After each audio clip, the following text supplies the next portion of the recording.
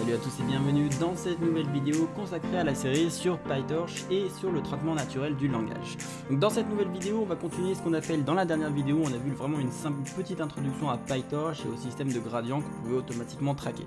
Et donc là, dans cette vidéo, on va faire un exemple 5. Pour le moment, on n'est pas encore sur du NLP. On va tout simplement faire un MNIST, tout simplement pour pouvoir commencer et vraiment comprendre un peu la mécanique de PyTorch. Et donc dans cette vidéo, on va tout simplement voir comment faire un simple réseau de neurones directement en utilisant PyTorch et pour pouvoir traquer le gradient. Et donc là on va voir tout simplement, donc MNIST c'est quoi? C'est une dataset en fait qui est constituée simplement d'images, donc c'est des images de 28 par 28, et à l'intérieur de l'image en fait il y a tout simplement des nombres qui sont écrits, donc 0, 1, 2, 3, 4, 5, 6, 7, 8, 9, donc il y a 10 nombres possibles qui vont être écrits, et notre but ça va être de faire un réseau de neurones pour faire en sorte d'analyser cette image là, et de prédire qu'est-ce qui se trouve à l'intérieur d'une image. Donc on va faire une prédiction sur 10 classes possibles. Donc pour pouvoir commencer, on va tout simplement depuis Torch Vision importer dataset et transform. Donc de Torch Vision, du coup, ça va nous mettre à disposition plein de petits éléments en fait de dataset et également d'éléments pour pouvoir modifier automatiquement les images avec PyTorch. Et on va utiliser torch.nn.functional. Donc torch.nn, vous verrez bientôt ce que c'est, on en parlera à la fin de la vidéo. Donc torch.nn, ça vous met à disposition en fait plein de fonctions pour pouvoir créer rapidement des réseaux de neurones. Donc là, pour le moment, dans cette vidéo, on ne va pas utiliser énormément torch.nn, on va simplement utiliser la partie functional qui va nous mettre à disposition certaines fonctions qui vont être pratiques à utiliser. Donc du coup, on importe torch.nn.functional as f, et du coup, on utilisera directement f pour utiliser certaines fonctions de torch.nn. Donc là, j'importe ces deux opérations-là. Donc là, l'idée en fait de ces images-là, c'est que c'est des images de 28 par 28. Mais donc du coup, on a en fait finalement des tableaux à deux dimensions, donc de 28 par 28.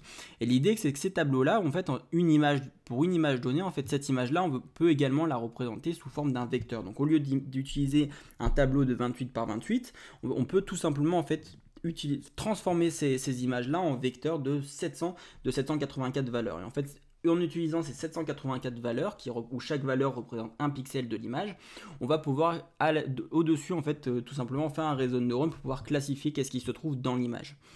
Donc là, pour pouvoir importer cette dataset, on va pouvoir faire ceci.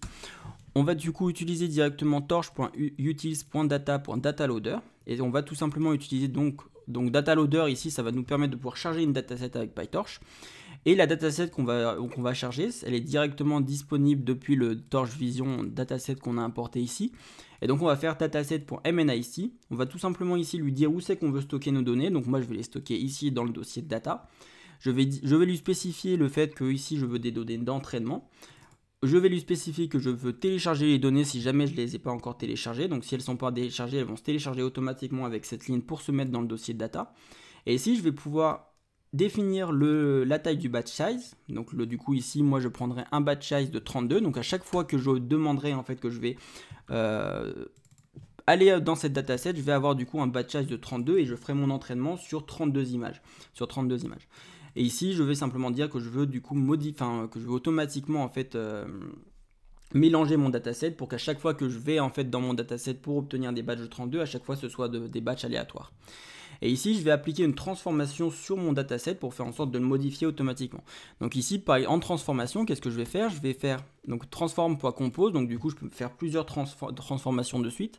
Donc la première transformation que je vais faire, c'est tout en sort. Donc ça veut dire que toutes les images, à chaque fois que je vais les recevoir, pour le moment, les images, ce sera des numpy array. Donc PyTorch ne travaille pas directement avec les numpy array, il les transforme d'avant en tensor. Donc là, ce que je vais faire, c'est transform.toTensor. Donc ça va faire en sorte qu'à chaque fois que je vais récupérer une image de mon dataset, qui est un numpy array, cette image-là va être automatiquement traduite en tensor. Et ensuite, la deuxième chose que je vais faire, c'est transform.normalize. Donc dans la playlist sur TensorFlow, j'avais expliqué pourquoi c'était super important de normaliser vos données lorsque vous travaillez avec. Ça va faire en sorte de pouvoir converger bien plus rapidement.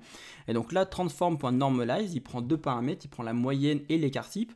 Et donc là, la moyenne et l'écart type de MNIST, je les ai directement mis ici. Elles ont déjà été précalculées juste avant. Donc là, du coup, je mets directement la moyenne et l'écart type, et du coup, ça va normaliser automatiquement mes données pour faire en sorte de mieux converger.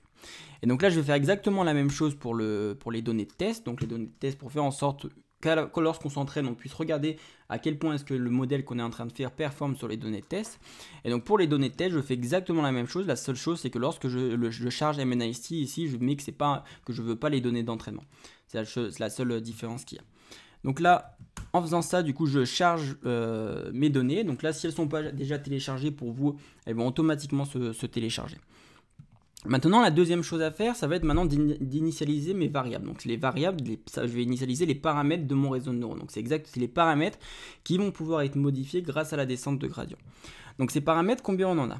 Ces paramètres, en fait, ça va être une matrice ici, en fait, de 784 par 10. Alors pourquoi 784 par 10? En fait, l'idée ici, c'est qu'on a 28 par 28 pixels. Donc on a 784 pixels. Et on a 10 sorties. Donc l'idée, c'est que pour chaque pixel, chacun des pixels va donc être connecté à 10 sorties. Pour faire en sorte de... chacun des pixels va être connecté à 10 sorties, tout simplement parce qu'on a 10 classes possibles. On a 10 classes possibles en sortie qui sont 0, 1, 2, 3, 4, 5, 6, 7, 8, 9. On a 10 classes possibles en sortie. Donc ça, je l'avais déjà expliqué dans la série sur TensorFlow 2.0 et je l'avais également expliqué dans d'autres vidéos sur la série sur le Deep Learning.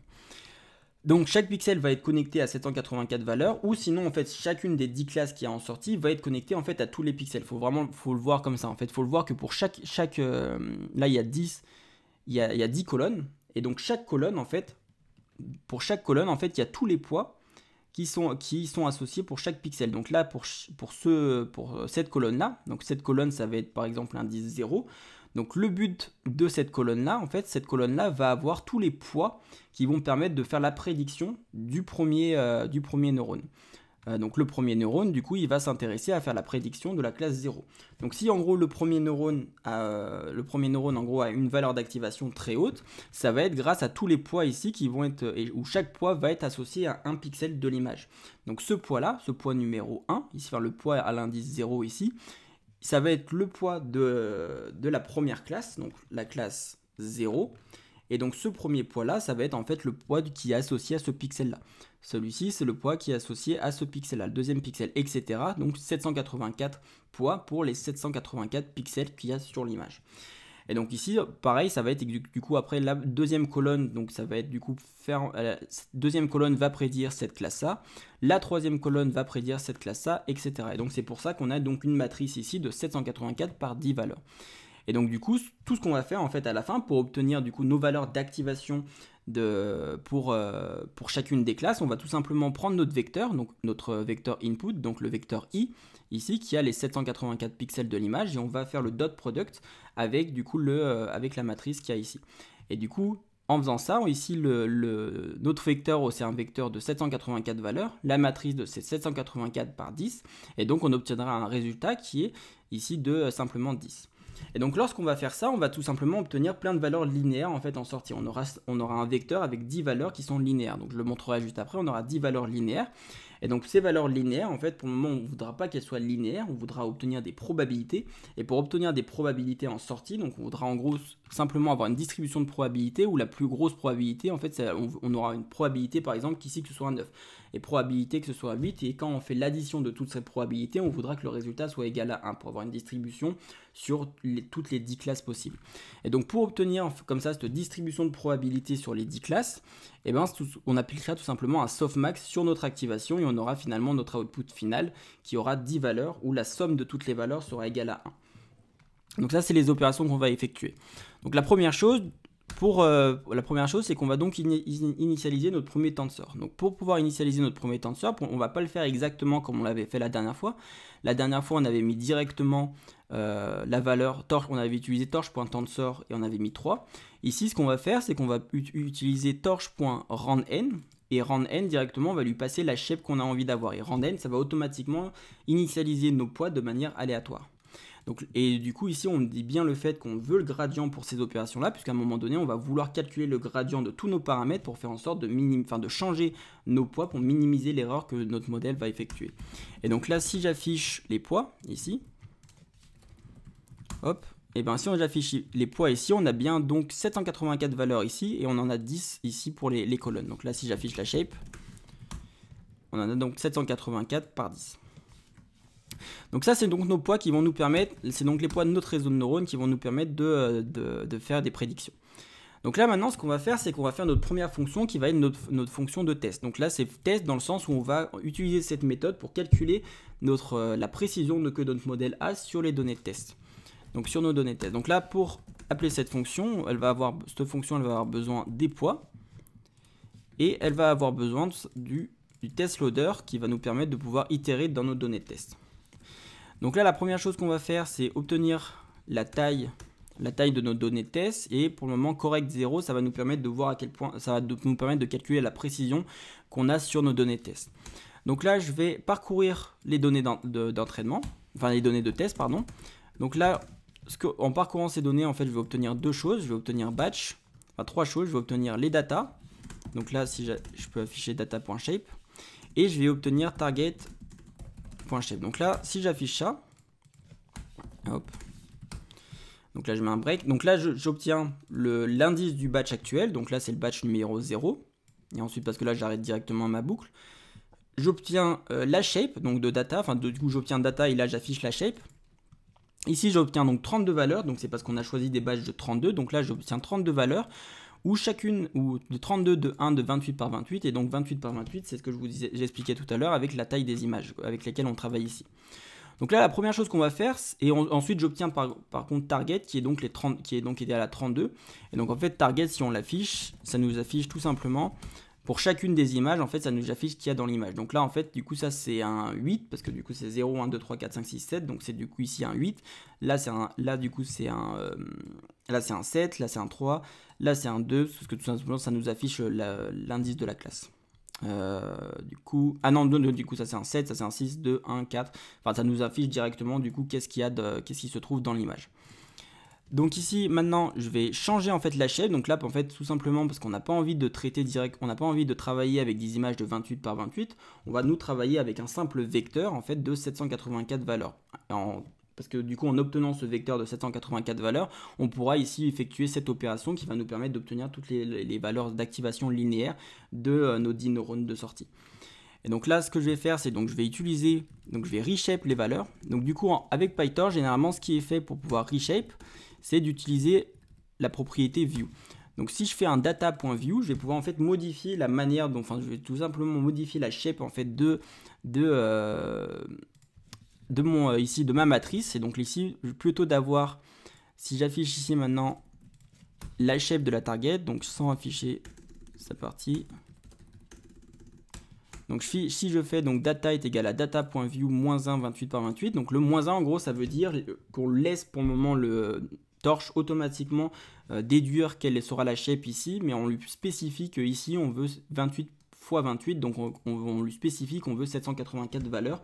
Et donc automatiquement, il va calculer le fait qu'ici, hop, il faut que je break.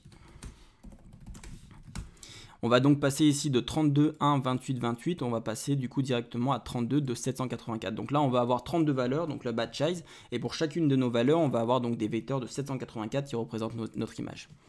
Et donc maintenant, on va réaliser notre première opération. Donc notre opération, on va effectuer cette opération-là qui va nous donner les valeurs d'activation de chacun des neurones de manière, et ça va être des valeurs d'activation linéaires pour le moment. Et donc pour ça, on va tout simplement afficher output. Enfin, effectuer output, et donc là on va faire torch.matmul de data, donc en gros de tous nos vecteurs d'image fois les poids qui sont associés. Et donc là du coup si je fais ça et que j'affiche output.shape, qu'est-ce que j'obtiens? Hop, encore break, voilà. Ici j'obtiens bien donc 32 valeurs, donc pour chacun des batch size, 32 valeurs, où pour chacune des valeurs, j'ai donc 10 valeurs qui sont les valeurs d'activation de chacun des neurones. Et donc là si j'affiche par exemple output 0, donc en gros ça c'est pour la première image de mon batch size, on voit que j'ai 10 valeurs, mais pour le moment c'est des valeurs linéaires. Et donc là ces valeurs linéaires en fait elles montrent à quel point est-ce que chacun des neurones a détecté des patterns dans l'image. Donc là sachant que celui-ci est un 24, on voit que c'est une valeur assez haute par rapport aux autres, là celui-ci à 26 il est encore plus haut. Et du coup ici le neurone qui a été le plus stimulé, donc qui a détecté le plus de patterns positifs dans l'image, c'est ce neurone là, donc du coup c'est pour le chiffre 3. Donc 0, 1, 2, 3. Donc en gros ici là, le neurone numéro 3 a détecté beaucoup de patterns en gros dans l'image, et donc du coup ici c'est pour ça qu'on a une valeur d'activation qui est haute. Contrairement à celui-ci qui a détecté beaucoup de patterns négatifs, et donc qui fait en sorte ici qu'il a une activation ici négative. Donc ce neurone-là, on pourra prévisager que la probabilité que ce soit du 1, 0, 1, 2, 3, 4, 5, 6, 7, la probabilité que ce soit un 7, du coup sera très basse, contrairement à la probabilité ici que ce soit un 3. Et donc maintenant, nous, ce qu'on veut, c'est donc pas travailler avec des valeurs qui sont ici linéaires, on veut donc des probabilités, où quand on fait la somme des 10 classes, on a une probabilité qui est égale à 1. Donc on veut une distribution de probabilité sur nos 10 classes. Et donc pour avoir ça, on va donc ici maintenant appliquer le softmax comme j'ai montré ici. On va appliquer le softmax, donc pour ça on va utiliser le f qu'on avait importé plus haut, qui nous venait donc f de functional, donc de nn.functional, qui nous donne en gros des opérations comme ça assez communes en fait dans les réseaux de neurones. Et donc là on va faire f.softmax sur la dimension 1, donc la dimension 1 c'est parce qu'on veut l'appliquer ici sur les 10, donc ça c'est la dimension 0, ça c'est la dimension 1. Donc en gros on veut appliquer le softmax sur chacune de ces dimensions là. Et donc maintenant si on fait ça, et que là maintenant j'affiche le softmax 0, et bien ici, hop, j'ai encore oublié de break. Ici, donc maintenant, plutôt d'avoir des valeurs linéaires comme on a ici, et bien maintenant, on va avoir des valeurs qui sont, donc, qui sont entre 0 et 1. Et donc, on voit que si on regarde la classe numéro 3 qui était ici, voilà, du coup, ça a changé parce que du coup, c'est mis aléatoirement à chaque fois. Mais du coup, ici, par exemple, une classe qui est haute, le 8, donc celle-ci, par exemple, est plus haute que toutes les autres. Celle-ci est plus haute que toutes les autres. Donc là, du coup, le softmax, il nous donne ces informations-là. On a donc bien une probabilité sur chacune des classes de sortie. Et donc maintenant, ce qu'on va faire, c'est qu'on va regarder quelle est la prédiction qui est effectuée. Et donc la prédiction qui est effectuée, pour obtenir la prédiction finale, pour savoir quelle en gros classe est prédite par notre réseau de neurones, ici on va utiliser le argmax. Donc en gros, on va regarder sur nos 10 valeurs, quelle est la valeur qui est la plus haute, quelle est la probabilité qui est la plus haute, quelle est la classe en gros quelle est la classe ici qui a détecté le plus de patterns. Et donc ici, on fait le argmax sur la dimension numéro 1, sur les 10 valeurs qu'on a. Et ici, on garde la dimension qu'on a pour garder la même dimension. Si maintenant j'affiche prédiction.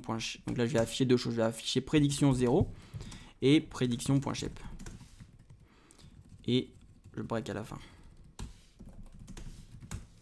Donc là, on voit que ici, donc là, on a nos valeurs d'activation linéaire. Donc ici, on a toutes ces valeurs-là. Donc ici, on voit que celle-ci semble être la plus haute. Donc du coup, celle-ci, c'est la classe numéro 7. Ensuite, on a eu, donc maintenant, avec le softmax, on a eu nos probabilités qui ont été appliquées. Donc là, on a la classe 7 ici, qui est ici la plus haute, puisque du coup, on a quasiment 99 en probabilité que ce soit cette classe. Donc là, pour le moment, notre modèle n'est pas entraîné, mais forcément, du coup, il fait pour le moment des prédictions qui peuvent être complètement fausses, tout comme qui peuvent être également vraies de temps en temps. Et après, le but, c'est de modifier donc les paramètres, les poids de notre réseau de neurones pour faire en sorte d'avoir de bonnes prédictions. Donc là, il prédit pour le moment cette classe 7, et donc ici, maintenant qu'on a affiché le argmax, et ben on se retrouve avec un tensor où à l'intérieur, pour la première image de notre batch, on a ici bien la valeur 7. Et du coup, la shape de notre prédiction, ici, c'est 32 de 1.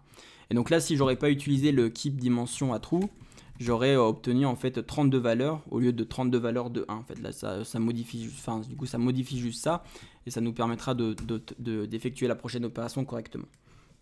Donc là, hop, on va cleaner un petit peu tout ça. Hop. Maintenant qu'on a du coup pour chacune des images en fait dans notre batch, maintenant on est capable d'avoir une prédiction. Et donc maintenant ce que je vais faire, c'est que je vais faire tout simplement, je vais calculer le nombre de prédictions correctes que j'ai obtenues. Et donc pour ça, je vais faire donc prédiction.equal. Donc ça en gros ça va tester l'égalité entre nos targets et notre target et notre prédiction. Et donc ensuite, on va faire la somme de tout ça. Et du coup, à la fin, on aura. Donc là, si je fais. Donc là, je vais décomposer tout simplement pour que vous puissiez voir correctement ce qui se passe. Donc on a nos targets ici qu'on va mettre de la même shape que notre prédiction. Donc si on fait ça. Hop. On a donc ici. Donc là, je vais afficher la shape. Donc là, on a nos targets qu'on peut. Alors. Hop, voilà, ça c'est nos targets, donc on a 32 valeurs de 1. Ici on a également donc nos targets, si on les affiche, vous voyez qu'on obtient bien en gros, ça c'est les targets, donc c'est les valeurs qu'on attend. Et ensuite on peut également ici afficher à côté les prédictions qui ont été effectuées, donc pred. Et donc ici on voit que la target par exemple ici, donc là c'est aléatoire à chaque fois, c'est pour ça que ça change. Donc là on voit que la target ici c'était 9, par contre la prédiction qu'on a effectuée c'était 8. Donc là on voit qu'on a une erreur par exemple. Ici la target c'était 8 et on voit que la prédiction qu'on a effectuée c'était 2. Donc là pareil on a une erreur mais notre modèle n'est pas encore initialisé. Et donc là du coup en faisant ça, maintenant si je fais prédiction.eq, en fait ça va du coup tester l'égalité entre les deux. Et si je fais ça, j'obtiens donc des 0, où en gros ça va être seulement un 1, en fait ça va être 0 en fait quand du coup les deux sont pas égales, par contre si les deux sont égales ça va mettre 1. Et donc là en fait on voit que notre modèle sur les 32 valeurs qu'on avait, il a fait qu'une seule prédiction il n'y a qu'une seule prédiction qui était correcte sur nos données de test. Donc là c'était plus, donc c'est finalement du coup ici plutôt mauvais. Et donc maintenant qu'on a ça, on va tout simplement faire on va faire la somme de tout ça. Hop, somme. Et donc là en faisant la somme on voit qu'en fait on en a seulement 5 en fait qui ont été justes ici pour ce batch. Et à la fin on va faire donc .item pour obtenir en gros exactement le nombre qu'on a à la fin. Donc là ça nous donne exactement en fait le nombre de prédictions qui ont été justes. Et donc ici maintenant qu'on a le nombre de prédictions qui ont été justes sur ce batch là, on va l'additionner en fait au nombre total ici qui est correct 0, puisque là on itère en fait sur tous nos batchs et donc on va l'additionner au nombre total. Et donc là, on va faire correct est égal à plus est égal au nombre de corrects qu'il y a eu sur ce batch là. Et donc maintenant, à la fin du coup, une fois qu'on a itéré sur tous nos batchs de nos données de test, ici, qu'est-ce qu'on va faire? On va calculer l'accuracy en faisant le nombre de prédictions correctes sur la taille totale de notre dataset. Et ça nous donnera donc la précision. Donc en gros, ça nous donnera à quel point est-ce que notre modèle prédit des choses correctes en moyenne sur toutes nos datasets. Et donc là, si on lance ça, alors ici, si on lance ça, du coup, ça nous affiche à la fin notre accuracy sur le test set. Et là, on voit qu'on a une accuracy de 0,08. Donc ça veut dire qu'il y a seulement 8% des données de test qui ont été classifiées correctement. Donc là, on a un résultat donc très mauvais. Mais l'idée, ça va être maintenant d'entraîner notre modèle pour faire en sorte d'avoir de meilleurs résultats. Donc voilà, donc là c'était simplement pour vous montrer quelques premières opérations et comment est-ce qu'on peut déjà avoir la sortie dans notre réseau de neurones. Et donc dans la prochaine vidéo, on verra maintenant comment entraîner ce modèle-là pour faire en sorte d'obtenir, pour pouvoir entraîner ce modèle-là et faire en sorte de pouvoir obtenir un meilleur résultat sur nos données de test. Donc en attendant, n'hésitez pas à aller sur le Discord pour poser vos questions, d'aller déjà regarder le code pour essayer de le lancer en attendant la prochaine vidéo. Et donc dans la prochaine vidéo, on verra comment entraîner ces poids-là pour faire en sorte que notre modèle puisse converger. Donc en attendant, je vous dis à la prochaine.